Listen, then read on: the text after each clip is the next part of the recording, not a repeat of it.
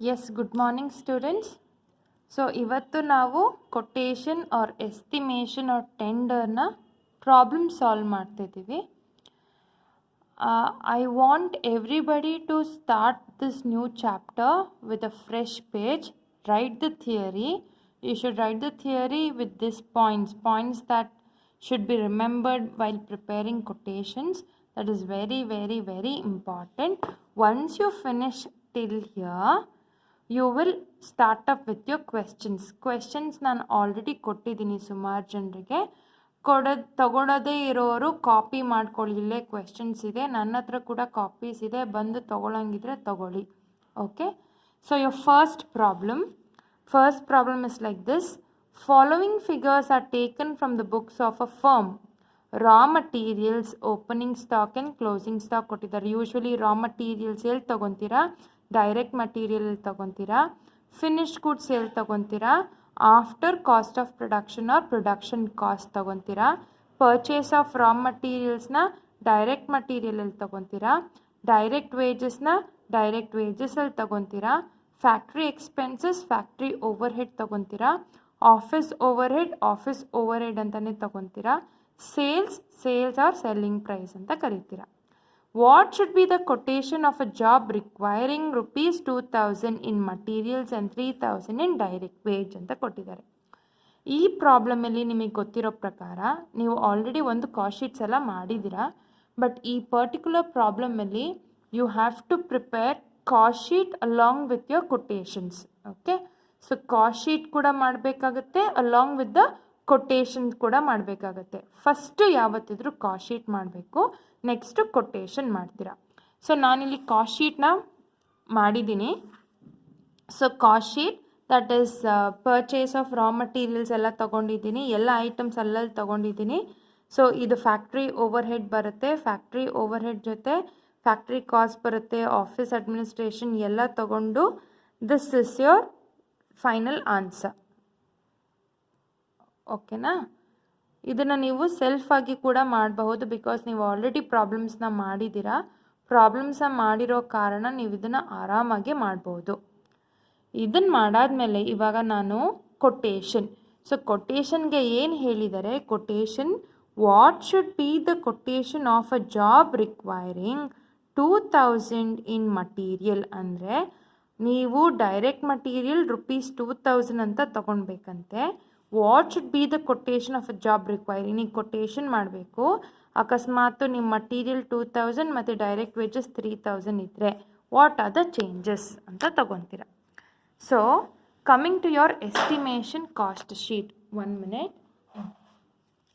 Estimation cost sheet ತೊಗೊಂಡ್ರೆ direct material ಅವ್ರು 2000 ತೊಗೊಳ್ಳಿ ಅಂದಿದ್ದಾರೆ, ಡೈರೆಕ್ಟ್ ವೇಜಸ್ 3000 ತೊಗೊಂಡಿದ್ದೀನಿ. ಸೊ ಪ್ರೈಮ್ ಕಾಸ್ಟ್ 5000 ಆಯಿತು. ಫ್ಯಾಕ್ಟ್ರಿ ಓವರ್ ಹೆಡ್ ಬಗ್ಗೆ ಏನೂ ಕೊಟ್ಟಿಲ್ಲ, ಆದರೆ ಪಾಯಿಂಟ್ಸ್ ಟು ಬಿ ರಿಮೆಂಬರ್ಡ್ ಅಂತ ಇದೆ ನೋಡಿ. ಫ್ಯಾಕ್ಟ್ರಿ ಓವರ್ ಹೆಡಲ್ಲಿ ಏನು ಕೊಟ್ಟಿದ್ದಾರೆ? Where quantity of output is given. Please remember, ನಮ್ಮ ಕ್ವೆಶ್ಚನಲ್ಲಿ, ಈ ಪರ್ಟಿಕ್ಯುಲರ್ ಕ್ವೆಶ್ಚನಲ್ಲಿ ನಂಬರ್ ಆಫ್ ಯೂನಿಟ್ಸ್ ಪ್ರೊಡ್ಯೂಸ್ಡ್ ಅಥವಾ ಸೇಲ್ಸ್ ನಮಗೆ ಕೊಟ್ಟಿಲ್ಲ. ಅಂದರೆ ಯೂನಿಟ್ಸ್ ಬಗ್ಗೆ ಇನ್ಫಾರ್ಮೇಷನ್ ಕೊಡೋದೇ ಇರೋ ಕಾರಣ ಫಸ್ಟ್ ಪಾಯಿಂಟು ನಾವು ತಗೊಳಕ್ಕಾಗಲ್ಲ. ಆದರೆ ಸೆಕೆಂಡ್ ಪಾಯಿಂಟ್ ಏನು ಕೊಟ್ಟಿದ್ದಾರೆ?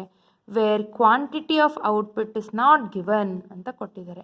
ಕ್ವಾಂಟಿಟಿ ಆಫ್ ಔಟ್ಪುಟ್ ಅಂತಂದರೆ ಯೂನಿಟ್ಸ್ ಕೊಡೋದೇ ಇದ್ದಾಗ ಆವಾಗ ಏನು ಫಾರ್ಮುಲಾ ತಗೊಳ್ಳಿ ಅಂತಂದರೆ actual factory overhead divided by material cost or direct wage of prime cost into estimated cost. Okay, ಈ ಪರ್ಟಿಕ್ಯುಲರ್ ಪ್ರಾಬ್ಲಮಲ್ಲಿ ನಮಗೆ ನೀವು ಡೈರೆಕ್ಟ್ ವೇಜ್ ತಗೊಳ್ಳಿ, ಮಟೀರಿಯಲ್ ಕಾಸ್ಟ್ ತಗೊಳ್ಳಿ, ಪ್ರೈಮ್ ಕಾಸ್ಟ್ ತಗೊಳ್ಳಿ ಅಂತ ಏನೂ ಕೊಟ್ಟಿಲ್ಲ.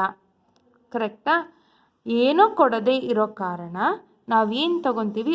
ಆಥರ್ಸ್ ನೋಟ್ ಅಂತ ಇದೆ. In the absence of specific instruction ಅಂದರೆ ಏನೋ ಕೊಡದೇ ಇರೋ ಕಾರಣ production overhead may be charged on the basis of direct wage ಅಂತ ಕೊಟ್ಟಿದ್ದಾರೆ. ಸೊ ಇಲ್ಲಿ ನಾನೇನು ಮಾಡಿ ನೋಡಿ, when no information is given then the overhead should be charged on the basis of direct wage, that is 100% of direct wage ಅಂತ ಬರೆದಿದ್ದೀನಿ.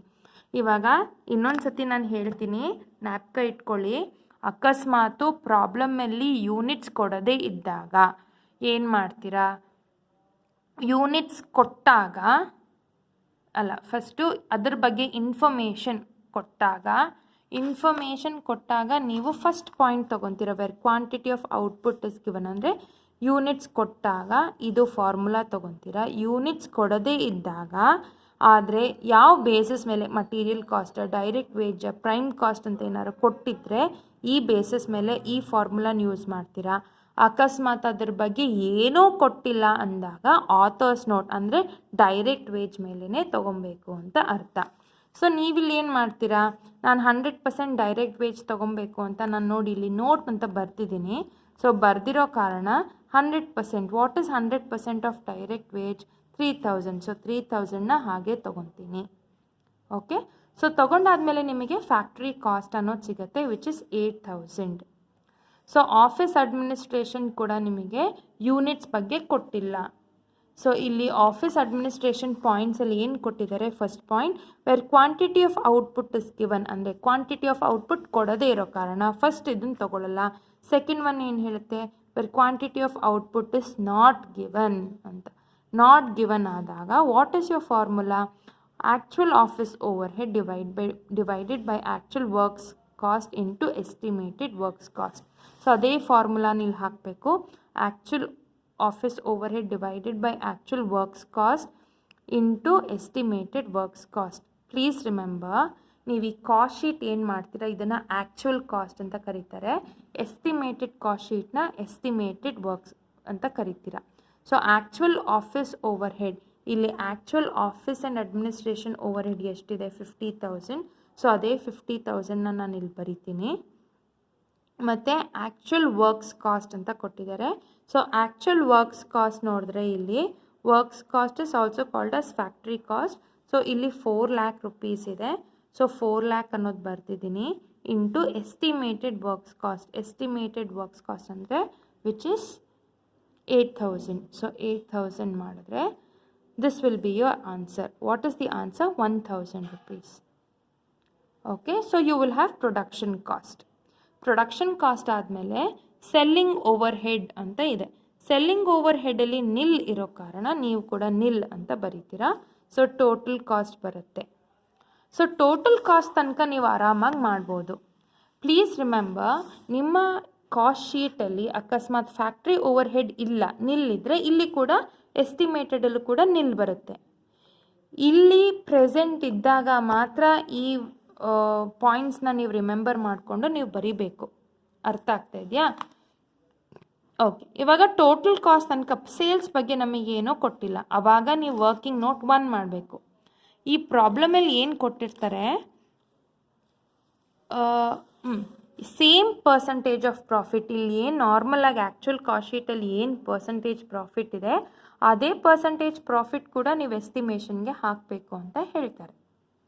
So ಆವಾಗ ನೀವೇನು ಮಾಡಬೇಕಾಗತ್ತೆ, working note 1 calculation of profit. Calculation of ಪ್ರಾಫಿಟ್ಗೆ formula actual profit divided by actual total cost into 100.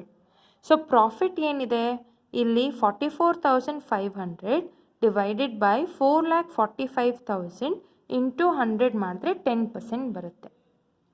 So ಆ 10% on total cost ತಗೊಂಡ್ರೆ 900 ಬರುತ್ತೆ. ಆವಾಗ ನಿಮ್ಮ ಸೇಲ್ಸ್ ಅನ್ನೋದು ಬರುತ್ತೆ. ಸೊ ಈ ಪರ್ಟಿಕ್ಯುಲರ್ ಎಸ್ಟಿಮೇಷನ್ ಮಾಡಬೇಕಾದ್ರೆ ನೀವು ಆ ಪಾಯಿಂಟ್ಸ್ನ ನೀವು ತಲೆಯಲ್ಲಿ ಇಟ್ಕೊಂಡೇಬೇಕು. ಯಾವುದೆಲ್ಲ ಓದಬೇಕು, ಡೈರೆಕ್ಟ್ ಮಟೀರಿಯಲ್ಗೆ 2 ಪಾಯಿಂಟ್ ಕೊಟ್ಟಿದ್ದೀನಿ, ಡೈರೆಕ್ಟ್ ವೇಜಸ್ಗೂ 2 ಪಾಯಿಂಟ್ ಇದೆ, ಫ್ಯಾಕ್ಟ್ರಿ ಓವರ್ ಹೆಡ್ಗೂ 2 ಪಾಯಿಂಟ್, ಆಫೀಸ್ ಆ್ಯಂಡ್ ಅಡ್ಮಿನಿಸ್ಟ್ರೇಷನ್ ಮತ್ತು ಸೆಲ್ಲಿಂಗ್ ಓವರ್ ಹೆಡ್ಗೂ ಕೂಡ 2 ಪಾಯಿಂಟ್ ಇದೆ, which is very very very important. ಅದನ್ನು ನೀವು ಓದಲೇಬೇಕಾಗುತ್ತೆ. ಓಕೆನಾ? ಸೊ ಇಷ್ಟನ್ನು ನೀವು ಬರೀರಿ. ನಾನು ಇದ್ರದ್ದು ಪಿಕ್ಚರ್ ಕೂಡ ಕಳಿಸ್ತೀನಿ. ಇಷ್ಟನ್ನು ನೀವು ಬರೀರಿ.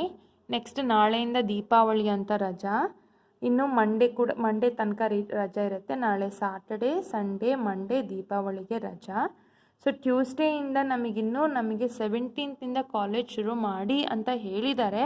ಆದರೆ ನಮಗೆ ಇನ್ನೂ ಯೂನಿವರ್ಸಿಟಿಯಿಂದ ನಮಗೇನು ಇನ್ಫಾರ್ಮೇಷನ್ ಬರದೇ ಇರೋ ಕಾರಣ ನಾವು ಆ ಇನ್ಫಾರ್ಮೇಷನ್ ಬಂದಿದ್ದ ಕೂಡಲೇ ನಿಮಗೆ ಇನ್ಫಾರ್ಮ್ ಮಾಡಿ ಎಲ್ಲರೂ ಕಾಲೇಜ್ಗೆ ಬರಬೇಕಾಗತ್ತೆ. ಅಷ್ಟು ತನಕ ನೀವಾಗೆ ಏನು ಕಾಲೇಜ್ ಬರೋಕ್ಕೆ ಹೋಗಬೇಡಿ.